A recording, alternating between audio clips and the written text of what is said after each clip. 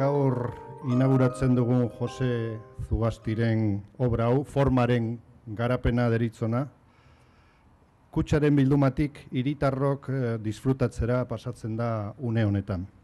Para nosotros es una satisfacción estar aquí con vosotros y participar con este acto a que una obra del patrimonio de Kutxa, que es decir, el patrimonio común de los guipuzcoanos, pues adquiera, digamos, esta nueva dimensión para el disfrute de cada conciudadano. Gracias, José, por concebir esta obra, también por el trabajo que ha conllevado su ejecución.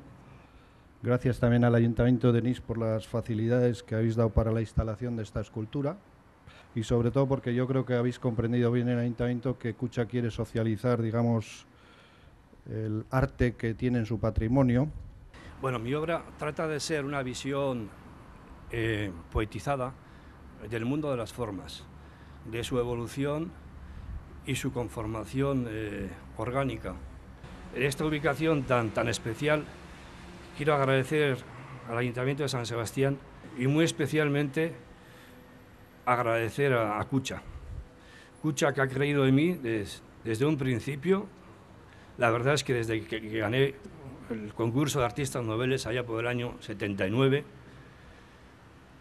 he tenido siempre una buena relación con ellos. Quería agradecer desde luego a Kutxa el que haya adquirido esta obra para que finalmente pueda ser exhibida y disfrutada por la ciudadanía en este espacio que el Ayuntamiento ha entendido que podía ser el más adecuado para exhibirla.